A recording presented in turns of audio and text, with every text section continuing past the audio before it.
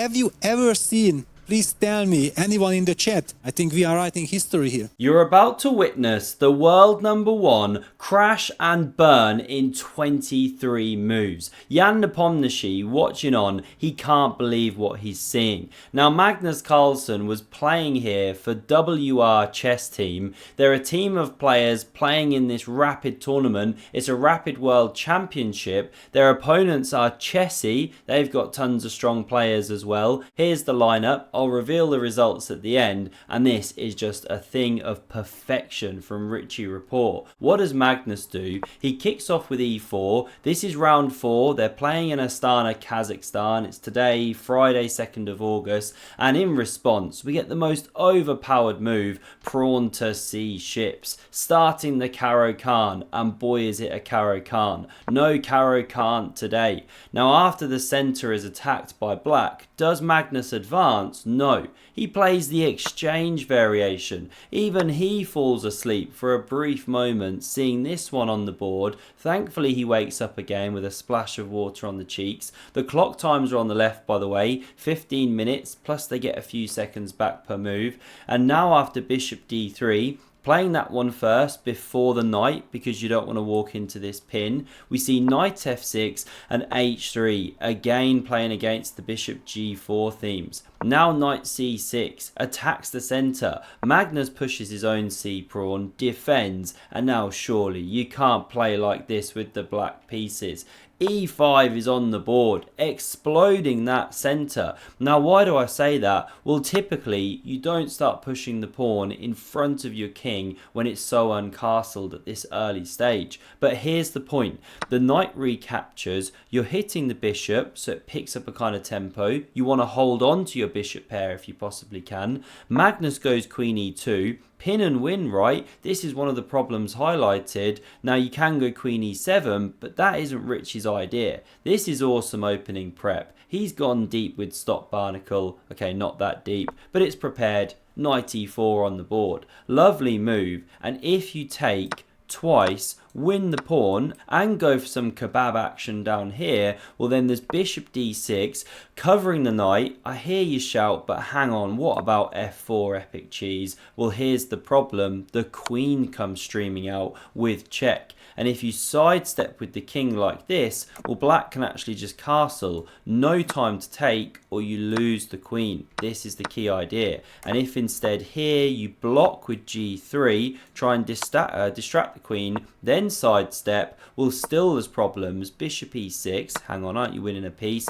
Bishop c5, threatening mate. Queen covers, bishop c4, distracting, overloading the queen. Really epic lines of chess, right? So this is why Magnus did not take twice. He plays bishop b5 check, called the professional move by commentator Peter Lecco. We see this one blocking the way, and now knight f3, and it looks like the queen's overloaded. You know, can't you take with check? The queen can't capture, or you lose control here. But here's the point. After pawn takes, remember that knight is pinned to the king, so it's dropping off the board. So no takes here. The knight just calmly retreats back to g6.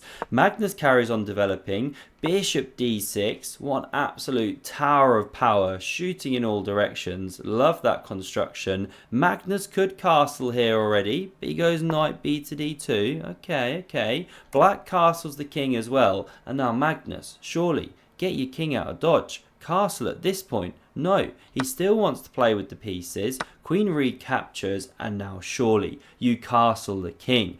Rumour has it he had a side bet before the game. Could he play the whole thing without castling for even an iota? Must have been what happened here, because he doesn't castle again. He plays rook d1. Is he a super grandmaster or a very naughty boy? He's eyeing up some juicy targets there on the d file, but great move by Richie. Rook f to e8. We kind of have to ignore this miss. The computer wanted the other rook to come. The Silicon Overlord sees all. But this does the same effect. Lines up some stuff on the e-file here in the sights of the cannon. And now if you castle, you're in trouble. Because this one can come streaming in, hitting the queen. If you take, well then you can open up this double discovery of the rook. This is the problem. Queen goes somewhere. No, don't capture the knight, lose your queen. Let's go here to d3, and now best is not taking the rook, but actually checking, king sidesteps,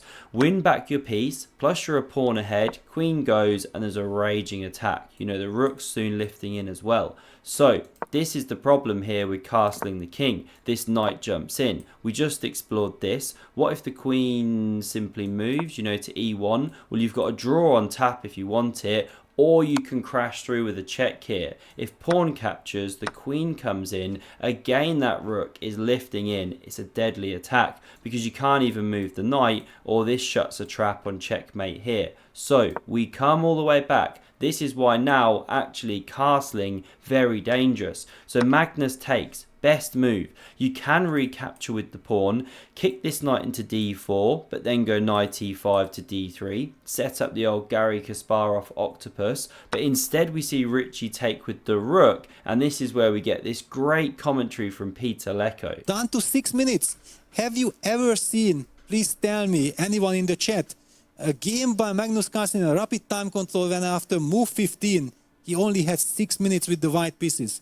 I think we are writing history here. Magnus getting down severely on time. Again, Stock Barnacle wants the castle, but you have to allow knight f4, then the sack of the pawn. Now it just wants to sidestep with king h1, give up the pawn, let black then go d4 or knight f4. Difficult for a human to play like that. Magnus sees the attack, so instead goes knight g5, and is actually an excellent move in all lines except for one, which Richie tiptoes his way through. This is epic. Does he move the rook here? No, he does not. He leaves it where it stands, even though it's attacked. He now plays the move of knight to f4, once more coming on those dark squares, and of course you can't take with the bishop or you lose the queen.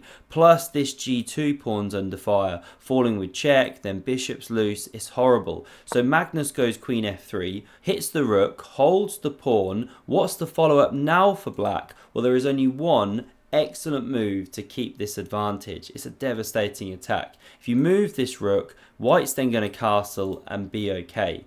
Can you find the move here? Not an easy one at all.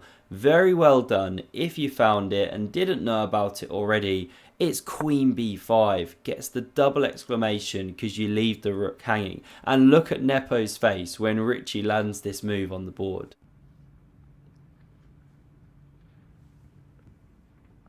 What a move, and here's the key point. If you take this one, pawn recaptures and you're kicking the queen, which is defending this checkmating square. That's why you can't capture the pawn. The queen gives a checkmate. And if queen g4 to stay with the square, well then there's h5. You just can't stay on this square. You drive the queen away. Or coming back here, you can give up queen for knight, but that's obviously hopeless. No good. So if we run back, let's say to this position, this is why you can't actually take that. And what else to do then? If you're not taking the rook here, you could try to take the knight. No, you can't. It's pinned. Magnus does find the most sensible defense. If you do nothing, by the way, say you just go b3, the rook's double and this pressure just crashes through very, very soon. Ideas of d4 soon as well, opening up the bishop to check here. So Magnus plays g3 now. He can't castle anymore, of course. The queen cuts the diagonal. So this one on the board, and it's a great counter-attacking move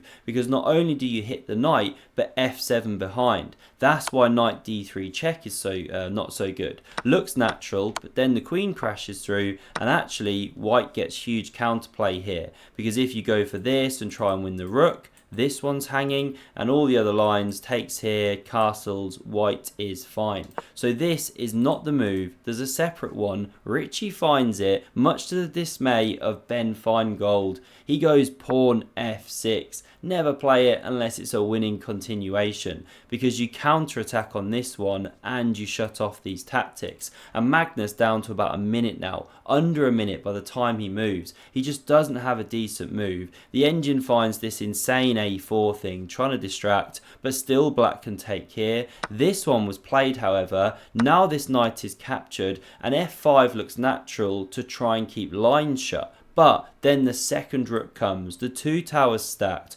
Tolkien would be proud, and so Magnus decides in for a penny, in for a pound, takes on g5. But look at this, the second cannon comes blasting into the game. Queen e2, the most natural move in the world, of course, challenging this one, but look at Stockfish poop its pants, because now you can crash through with all that matter of truth on e3. And if queen recaptures, there's this one, supported by the queen, shutting the trap, winning that lady. And if instead pawn captures, well, the final piece streams into the attack. The king's got no squares but here, unless you're going to give a queen up, and now you just get absolutely destroyed. This kind of thing, the computer finds the most precise way to do it. It's devastation. So we come back. Instead of queen e2, Magnus came back here. He did have this takes line. I'm surprised in a way he didn't go for this. It's the kind of thing he normally finds. At least gives him a bit of play. You've got to go rook f3 here actually. If takes, there's bishop d4, rook d7, some pressure. But black's still better.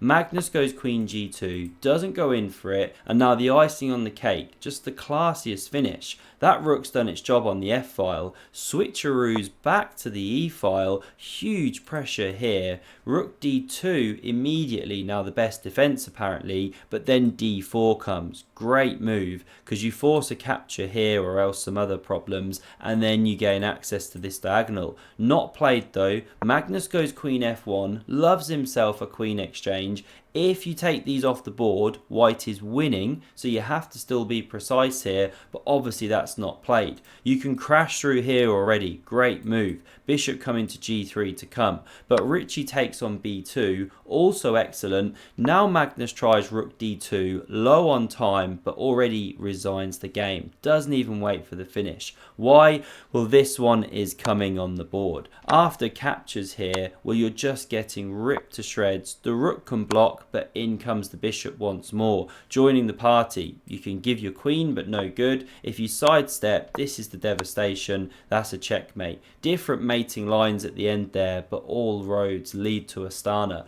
This was the final position. Magnus goes down. The team goes down horrendously. What a hammering. These are the defending champions as well, WR Chess. So it was an upset for sure, and Richie will be enjoying this one all evening. I hope you enjoyed. Smash subscribe if you did. I'm planning to bring you Ding Liren versus Hans Niemann tomorrow, and for another epic game of chess, check out the video on screen right now, and I hope to see you again soon. Cheers.